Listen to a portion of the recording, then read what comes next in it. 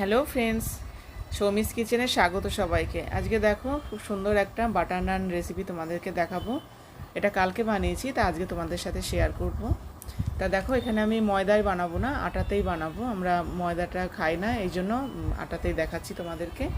এখানে আমি 500 গ্রাম আটা নিয়েছি, আর এখানে বড় চামচের 3 চামচ টক দই দিয়ে দিলাম। বেকিং, এটা সোডা না, পাউডার, এটা বেকিং পাউডার দিলাম। আর পরিমাণ মতো লবণ দিয়ে দিয়েছি। 3 চামচ মতো তেল দিয়ে দিলাম, অয়েল, সাদা তেল। আর 2 চামচ মতো চিনি দিয়ে দিলাম। দিয়ে বেশ ভালো করে দেখো আটাটা আমি মিশিয়ে নিচ্ছি। তারপরে আমি হাত দিয়ে ভালো করে মাখিয়ে নিয়েছি। মাখিয়ে আমি এখানে 15 মিনিট মতো রেস্টে রেখে দেবো। দেখো রাখা হয়ে গেছে। এবার তারপরে বেশ হাত দিয়ে একটুখানি মেখে তারপরে আমি এখানে লেচি কেটে নেব। লেচিটা যেরকম তোমরা রুটি খাও তার থেকে একটু বড় সাইজ করে নেবে, তাহলেই হয়ে যাবে। এবার দেখো কিভাবে বানাই আমি, তোমরা দেখে নাও কিভাবে বানাচ্ছি।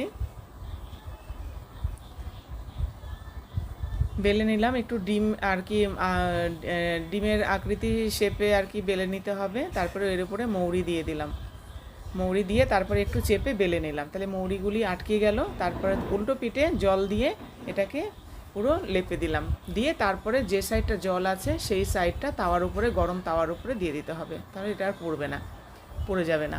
এবার দেখো এক সাইডে হয়ে গেছে। এবার সামনের পিঠটা এইভাবে গ্যাসের উপরে উল্টো করে এইভাবে আমি সেঁকে নিচ্ছি। দেখো এটা সাঁড়াশি নিয়েছি, সাঁড়াশির সাহায্যে এইভাবে উল্টো করে ধরে আমি সেঁকে নিলাম। দেখো এইভাবে একটু পোড়া পোড়া করে নিতে হবে।